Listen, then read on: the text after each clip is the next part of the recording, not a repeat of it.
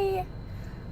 So I work in the operating room, and I just worked a 12-hour shift in the operating room, and I cannot afford my rent.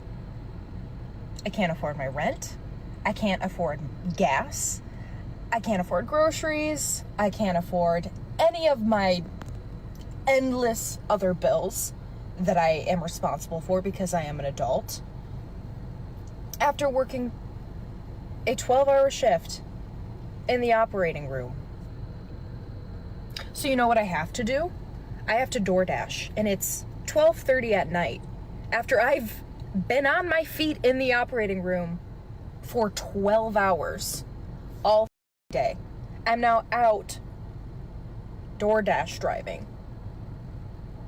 Right now, the official unemployment rate sits near 4%. On paper, the American economy is fully employed and completely stable. But at the exact same time, the use of buy now pay later applications for basic groceries has skyrocketed across the country. Both of those things are true at the exact same time. We have transitioned from an economy where people financed 30-year mortgages to an economy where working professionals are financing burritos and bags of apples. And if you have noticed that your salary no longer covers the baseline of a normal life, you are not imagining it. You are not alone. I'm John Marquez. If you enjoy this kind of content, leave a like and subscribe to the channel. More videos are coming. What's the cost of a one-bedroom where you live? Because if you're like the residents of Atlanta, Georgia, it's becoming increasingly unaffordable. I made a previous video about this where the average rent in Atlanta is $963. I should have clarified that's per person. And so when you take two people needing to have roommates now, the age group of 45 to 64 is increasing at a rapid rate over the last 20 years. They're basically bringing to the table about $810 on average. That buys them a one-bedroom apartment for $1,600 for two people. So if you're like the people of Atlanta, it is becoming absolutely unaffordable, unobtainable to even rent, let alone dreaming about buying a house. I need to know the secret. Where y'all getting y'all money from? Because there's no way. There's no way that everybody's out here struggling, yet everybody has money. Okay? I'm seeing stuff, people out here flaunting what they got, summertime goals, going on vacations, all that. Where y'all getting this bread from? And don't tell me it's a credit card, because I don't believe that. Somebody give me the real source of where y'all getting this money from. In case you were curious what the housing market is like right now, my husband and I found a house that we absolutely loved, kind of a dream for us, on Thursday. We went and looked at it on Thursday. Put in an offer 10 grand over asking on Thursday. They had multiple offers already on Thursday. They decided, because they knew a bunch of people were going to be interested, to wait until Sunday, today, to do best and final offer, which means we had to put in our absolute best and final offer. We went up to 30 grand over asking, and we offered a $20,000 appraisal gap, which is if the house gets appraised for less than what you offered, you have to cover that gap with cash at the closing table. So we offered that. We also, in our offer, said that we're going to do inspections, but we're not going to ask them for any concessions or repairs. So if anything came back bad, they didn't have to fix it. Also, 3-week close. We didn't even stand a chance. We lost. They had 9 offers. 9 offers. Somebody offered, I think, 40 or 50 grand over asking with a full appraisal gap, which means 40 or 50 grand. Like, I just actually want to die because now I'm depressed, and it was my dream house. And now someone else gets to have my dream house because I'm too poor. I love my life. I am so sick of looking for a job in the United States during late stage capitalism. I have applied to dozens of jobs in all different types of industries, and I have heard back from one company. I had a 2.5-hour interview with them, and they said, we would love to hire you. It was a bartending position. It was a privately owned business. They said, we would love to hire you. I'm going to contact you in a few days with your start date, and we'll have a meeting with the other employees. It'll be great. That was 10 days ago. I have not heard a thing.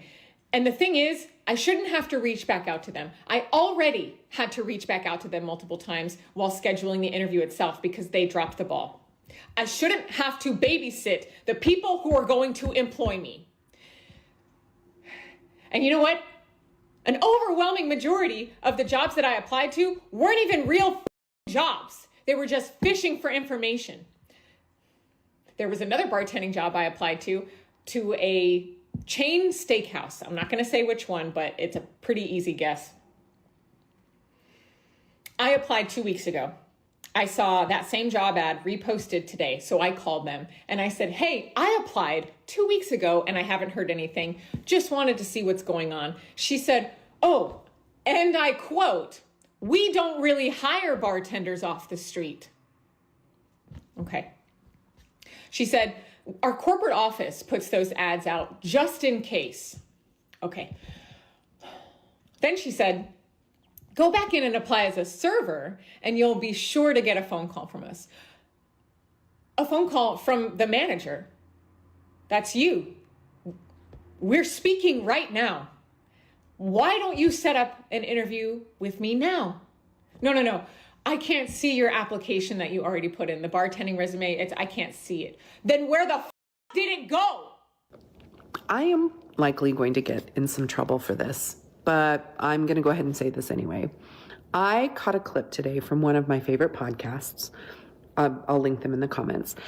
They were chatting with a gentleman named John Lee, and he dropped a bomb. He called the return to office push a quiet layoff. Are you effing kidding me? That hit so hard. I mean, think about it. Think about it for a second. During COVID, many companies massively overhired. Now, instead of cutting loose the talent, they're quietly pressuring people back into offices under the guise of restoring culture. Here's the real kicker. 73% of companies will require employees to be back in the office 3 or more days a week by the end of 2025. That's nearly 3/4 of businesses turning attendance into a subtle form of downsizing with no official layoffs. Meanwhile, employees are reminded that remote, which, by the way, consistently drives up retention and productivity, is on its way out. Companies are reclaiming control of bodies, not necessarily delivering value. It's a strategic squeeze, not a refocus. This isn't about boosting performance. It's about trimming staff without triggering an HR mess. And if you're hearing more chatter about, we're an in-office culture, then talking about your compensation, that, my friend, could be your warning. So if your company insists you're back 5 days a week or they're dangling incentives for FaceTime, pause and ask, is this a culture reboot or a quiet exit strategy? If you are a healthcare worker, you need to get your affairs in order right now. Like right now. And let me tell you why. We have watched federal employees lose their jobs over the last 10 months. This is hundreds of thousands of people. People who we would have never thought would have lost their job. Like, everybody knows in the federal government, that's like a lifelong career. They have lost their jobs by the hundreds of thousands. We have watched the tech industry where thousands of people have lost their jobs. We are currently watching a ton of people who work at the airport and the airlines be furloughed. This is not a joke. Once the Medicare or Medicaid cuts start next year, I fear that healthcare workers will be next. They will be reducing costs by any measure, and that means firing us, nurses, doctors, PAs, MPs, CNAs, all of us. If you don't have a 3 to 6 month emergency fund saved, I would recommend doing it now. If you can work the overtime right now, do it now. If you can pay down your debt right now, pay it off. And listen, I know we all need a vacation, but this is not the time. This is not the time. Like, it's time to lock in. Over the next 3 years, we honestly are going to have to lock in. They're laying off the recruiters. They are laying off the recruiters.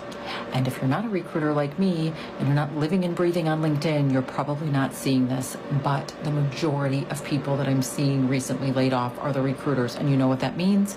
That means they're not hiring. We're not hiring. And they are going to tell you that it's because this work is being replaced by AI, but we are not there yet. Not collectively. We still need recruiters, and they're being laid off in massive numbers. And I have not seen this since 2008 when things were really bad. I made a video about this several months ago. I saw this coming, but this is a 5-alarm fire. They are not hiring, they are firing recruiters. That is a very bad sign. Bye. Should I rant about San Diego for a second? I was raised here for a majority of my life. My entire family lives here, lived here for generations. And the way that locals are getting priced out is just something that needs to really be talked about more on a very serious level. It is just absolutely insane, the price of everything now and how much higher it has gone and how much the quality has gone down. Like, everything. Don't even get me started on SDG&E. SDG&E and I have beef. Tell me why my delivery fee is the same price, if not more, than what my electric generation is. And I don't have AC. Like, I really don't use a lot of electricity at all.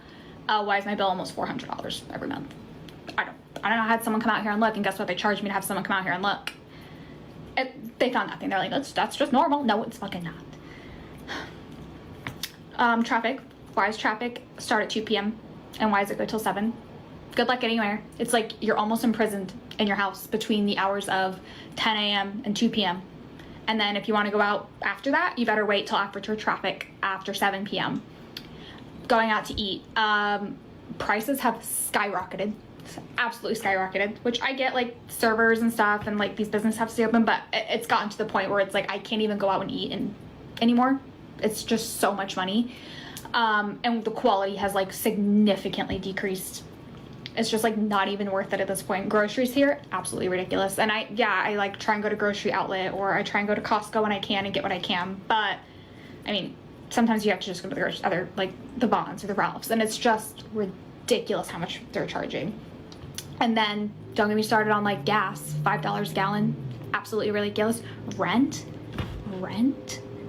I live in a house, I've lived here for almost 6 years, so I'm very grateful that I have this price that I've been paying for almost 6 years, which is like unheard of. But if I were to pay the price that I'm paying now, if I had to go move, I'd be living in a studio or a 1-bedroom apartment. It's just absolutely ridiculous how much everything is. And as I said, I grew up here. I know San Diego's always been expensive. Like, it's always been really pricey. I get that, but it's just to a point now where it's like, you cannot sustain living here. My parents had a house in Escondido when I was growing up, and it was a very nice house. They were blue collar workers, both of them were. Tell me why the mortgage was less than what I'm paying now for my house. That is a third of the size in a way less nice area. Tell me why. Jobs now in San Diego, they still think that like, oh, you're living in San Diego, you'll take the pay cut to live here. Okay, and that's just not sustainable anymore. That's just not. Like, my boyfriend does blue collar work. Tell me why, if he was looking for a new job right now, he was seeing jobs starting at $20 to $23 an hour in San Diego. That needs like experience. Like, it wasn't just like starting, like that was like with jobs that need 5+ years experience. It is absolute insanity. If you work in corporate, I hate to break it to you, but they don't care about you. I was laid off 2 days after I was given a $10,000 raise. And also I was working on this big project that we were soon to be launching. And also I was close with my boss. He told me, your job is safe. Nothing's going to happen to you. And it did. No matter what they tell you, no matter the amount of money they give you, they can let you go at any time. And it is a terrible thing that they can do that. I could never do that to somebody. Don't get me started on the friendships at work. Your friendships, people that I thought I was so close with, people that I've traveled with, people that I thought were some of my best friends, haven't even called to reach out, nothing. So don't put your blood, sweat, and tears into a company, into people that just aren't gonna care. They don't care. So here's the situation that my family and I are in. My husband is a government employee and he works for the state police. He also owns his own computer business and he gets about 15 hours a week. He also bartends when it's available, but right now in our town, the bar is very dead. It's not busy like it is in the summer times. I stay home with our 3 children because Daycare is $1,000 a month for 3 kids. So my husband at the police, before taxes are taken out, makes $3,600 a month. We paid for daycare. That would be more than what he makes at the police. I cannot find a job that would cover that kind of financial burden. I just made a grocery pickup order, and we do get EBT. We get $119 a month.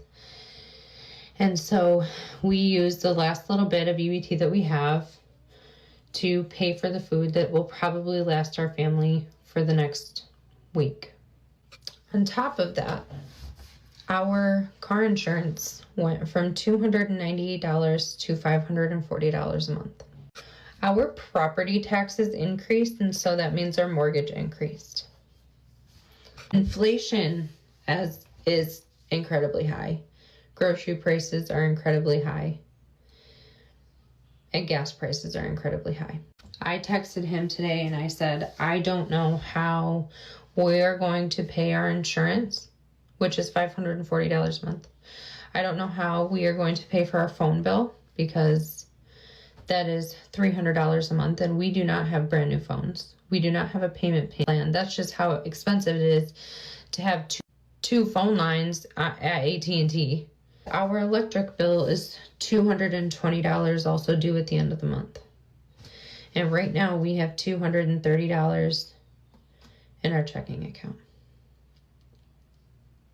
And what we needed for food was not covered fully by UET, so I had to pay $89 out of pocket to get the rest of the food that we need. This can only last us about a week and a half. My husband works 3 jobs. I stay home to prevent daycare costs, because I would be working to pay somebody else to take care of our children.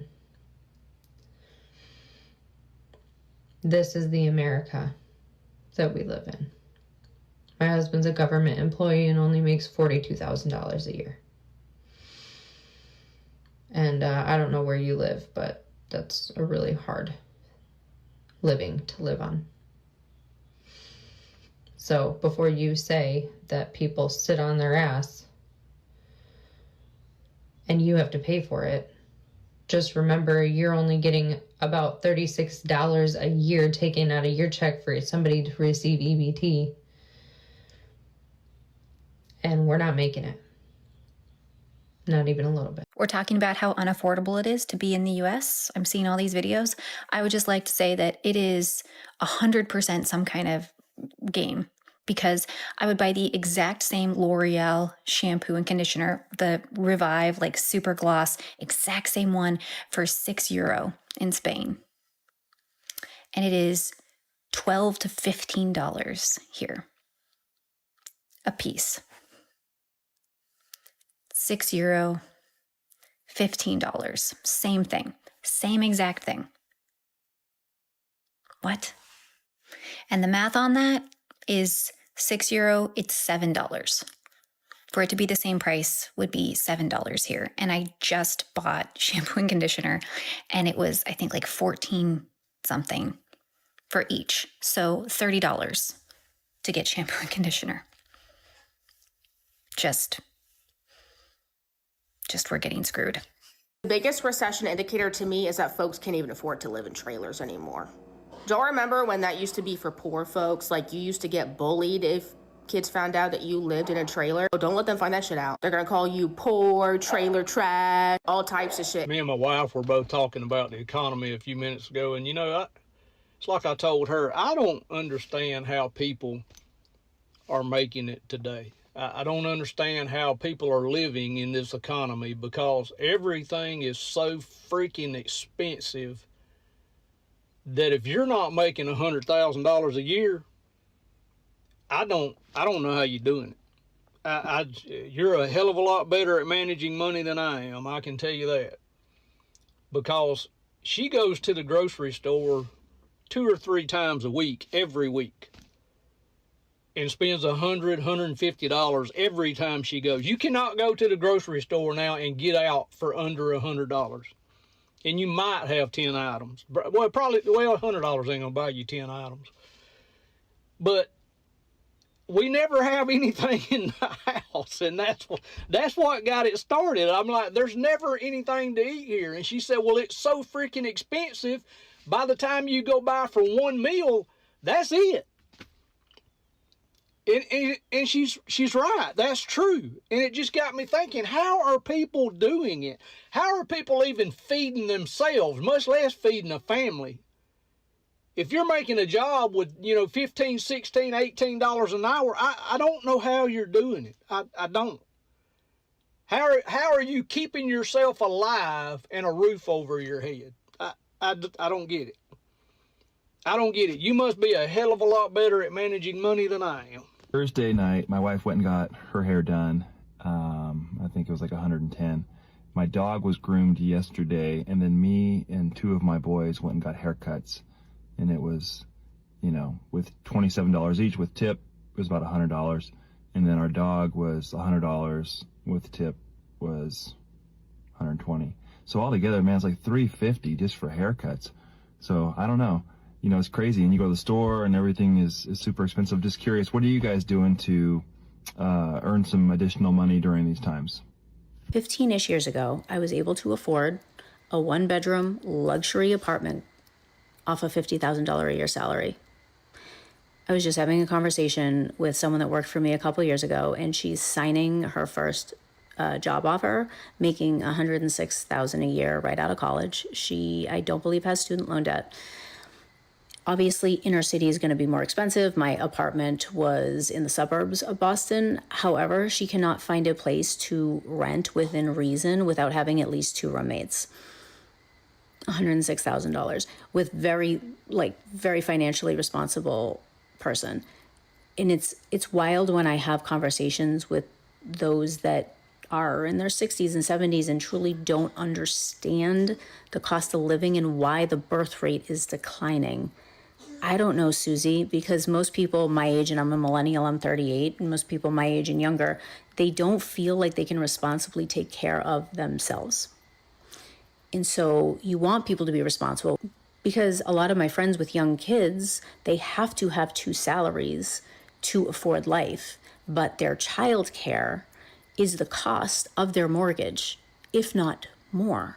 And they bought homes at a good time too. They have a really good interest rate. Their mortgage isn't unaffordable as much as a lot of mortgages are now, but their childcare is their mortgage. So they're owning 2 homes to have children, to be able to stay in the workforce so they can just afford life. That's why. I don't know where to go anymore. I have no home. I have no home. I don't even know where to go anymore. All I keep doing is driving back and forth on highways. We spend all our time in the car. I can't even cook for him anymore because it's getting colder outside. I try to do my best, but where am I going? Where am I going? I'm either driving to a friend's cabin, which is 3 hours away, or I'm driving to a campground, which is $38 a night and has a shower. Either way, I'm spending money.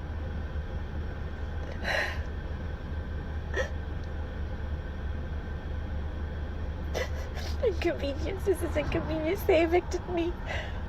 I was just starting a new business. Hoping to build a financial future, and now all that debt I'm carrying with me too. Crazy. City of St. John's. I don't think you guys are going to be ready for me to tell you how much I just spent on groceries and show you what I got. I spent, here, wait, let me show you what I got, okay? Sour cream, salsa, cheddar cheese, turkey bacon, taco shells, 2 bags of tortilla chips, because they were buy one get one 50% off, okay? So there's some deals in here. 2 things of salsa packets, these are $1 each. Sourdough bread, tortillas, a frozen thing of riced cauliflower, baby spinach, and kind protein bars, okay? This is it right here. Let me flip the camera around. This is what I bought. Right here. Okay? This is it. This cost me $75. Oh, and I had $2 off because I'm a frequent shopper. Yep. I feel like we are not panicking with how quickly and how steeply this economy is going to crash and diseases are going to run rampant. Like, I still cannot believe that tap to pay works. We have this entire credit system, this entire economy is built on buy now, pay later, buy now, pay later, buy now, pay later. And at first it's designed as a good thing. It's people want to get a house which they can't afford with the money that they earn from their drugstore, so the bank will give them a small loan with a small interest rate and they'll pay it back over time and everything will kind of square away. And now we've turned everything into that. That's why this is going to be so much worse than 2008. Because 2008 was only housing. That's the crazy thing. We talk about how 2008 hit all of these different sectors of the economy, but it's just because housing went down. It was because these banks and these subprime mortgage-backed securities that people, the entire thing, they were just giving out bad loans to people who would never ever pay them back. So they're giving 5 loans to somebody who makes $20 an hour for 5 different houses. That's the Big Short. That's the entire thing. Now that's everything. Now that's the entire economy is built on that. And that's what's so crazy when you think about how far this is going to crash. Like, boomers are still saying, you know, we know a recession is coming, but you got to keep your money in the market, because like when the market returns, and it always does, you're going to want to get those gains. You know, you want a dollar cost average, but it doesn't work if there's no money.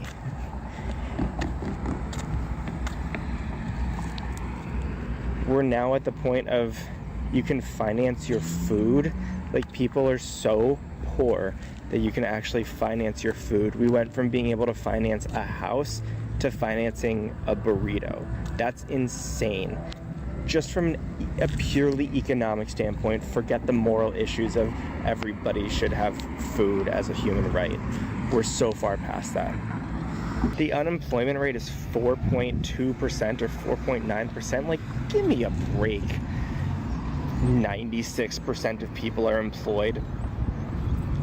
And that's not even to mention, like, adequately employed. Like, if you wanted to look at a real unemployment measure, you would look at, like, how adequately employed people are for their skill set and knowledge base. There's no chance that 96% of people are employed right now. When I have most of my college friends are either vastly underemployed or unemployed now. So that number is just completely wrong.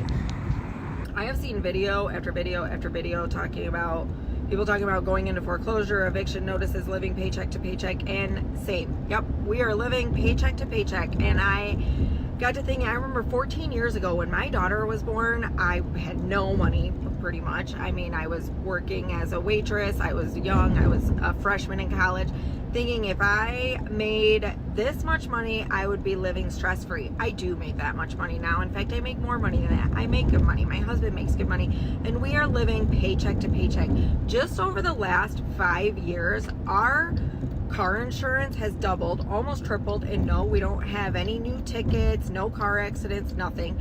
Our phone bill has doubled, and I've paid off pretty much all of our phones. Still keeps going up. Our mortgage has gone up $600, $700 since we bought our house 5 years ago, just from an increase in homeowners insurance and property taxes. Our medical insurance has gone up. More money is being taken out of our paychecks or whatever.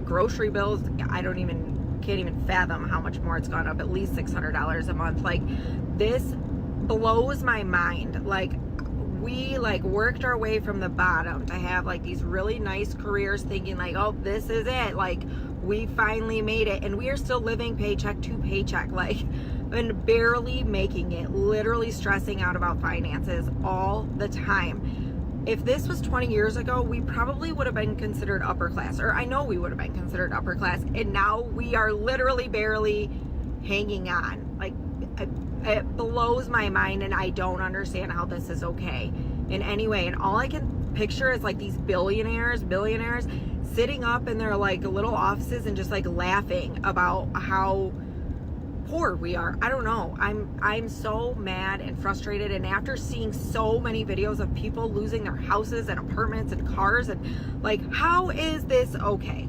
How is this okay? And the government, everyone's just like, yeah, it's cool. Well, we're millionaires. It's fine. Biggest recession indicator to me is that folks can't even afford to live in trailers anymore.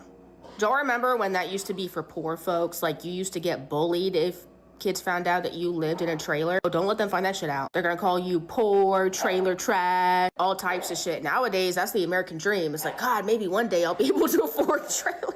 Maybe if I just pick myself up by my bootstrap and I work real hard, maybe I'll be able to afford a single wide. We have lost the plot entirely. I was on Facebook Marketplace. They wanted $50,000 for a 1980 single wide in a trailer park plus $800 a month lot rent. Are you smoking? What? It gets to a point like, ain't no way. Same thing if you like go to the people that build them. Like if you want a brand new single wide, I went to Clayton Homes just to get a look around. Some of them single wides was going for $90,000. Oh, and that's just a single wide. Like that's not including the land, the permits, the hookup, all that shit. What are we doing? No, seriously, what are we doing? I can't even afford to buy a single wide trailer. What's lower than low class? Because that's me. And I'm not talking shit about trailers because I'm currently renting a double wide. But I was looking into buying. I can't afford that shit. What are we gonna do, y'all? I don't know. Now let us understand what is actually happening beneath the official economic reports. The entire American financial system was built on a very specific kind of debt. It was designed to help a family buy a house they could not immediately afford with cash, or to finance a reliable vehicle to get to work. That was the agreement. You take on debt to build long-term stability. But over the last 3 years, that model has quietly collapsed. Today, the economy is increasingly sustained by survival debt. People are not taking out loans to buy a home in the suburbs. They are splitting a $75 grocery bill into 4 easy payments. They are financing sour cream, cheddar cheese, and a loaf of sourdough bread. I am not making that up. That is a real grocery list from a real family.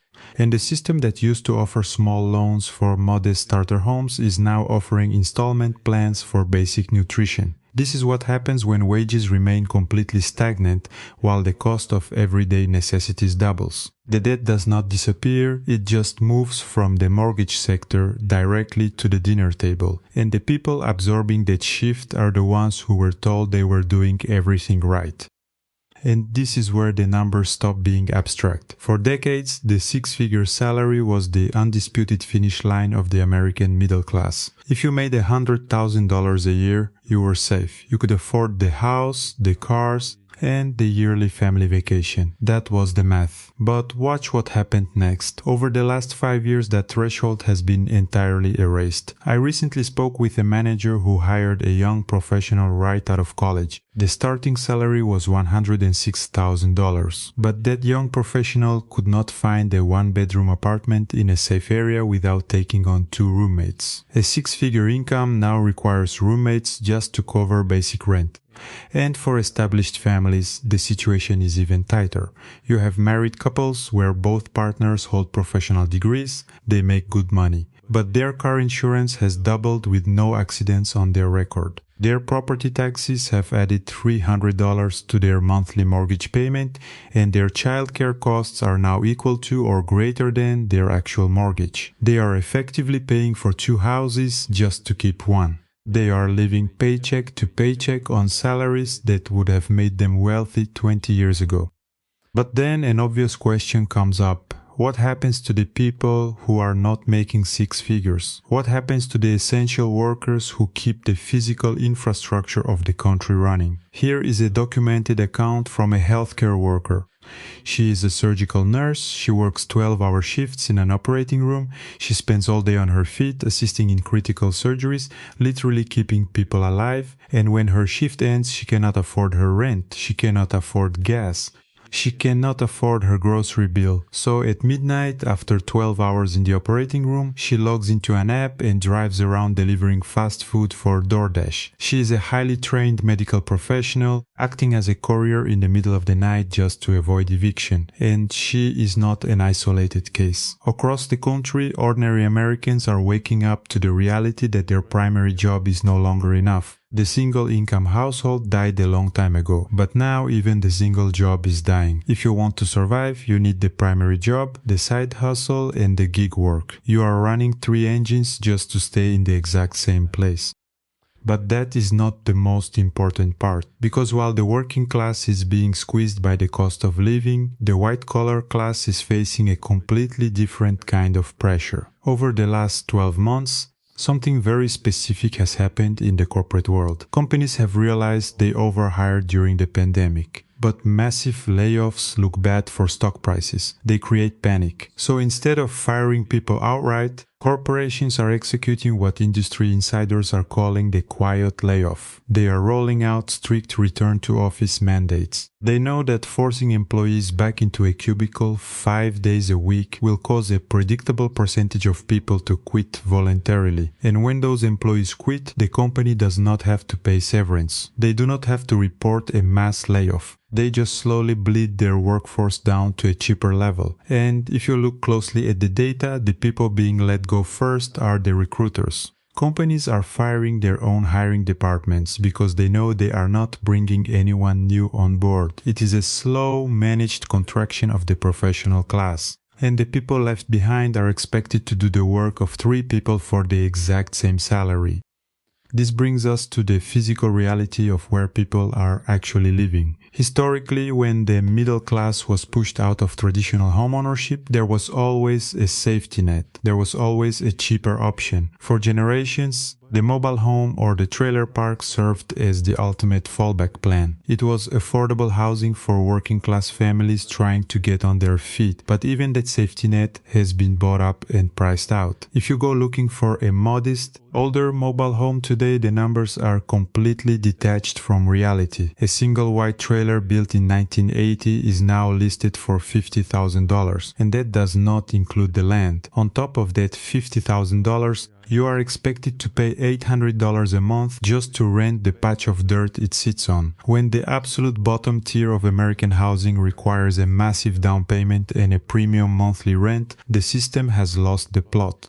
The fallback plan is gone. People are looking at the housing market and realizing that the ladder has been pulled up behind the previous generation, and there is absolutely nothing left for them to climb. Now think about what that means for your daily life. Let me show you what this actually looks like in a normal household. A family of 4 goes to the salon and the barber, and basic haircuts cost them $350. They go to the grocery store 2 or 3 times a week, spending over $100 every single time, and yet the refrigerator still feels empty. Their phone bill for 2 standard lines is $300 a month. Their electric bill is over $200, and these are not luxury expenses. Nobody is buying a boat, nobody is taking a 2-week vacation to Europe. These are the baseline costs of existing in modern America. The frustration that people are feeling right now goes far beyond inflation. It is a profound collective grief over the loss of stability. For decades, the social contract was simple. If you worked hard, paid your taxes, and did not make terrible decisions, you would be okay. You would have a quiet, stable life. That contract has been broken. The new reality is a constant, grinding pressure just to maintain the absolute bare minimum. If this trend continues, the definition of a normal life will have to be entirely rewritten. Families are already downsizing, moving away from their communities and combining households just to split their utility bills. They are doing everything they can to adapt to a system that demands more money for less security every single year.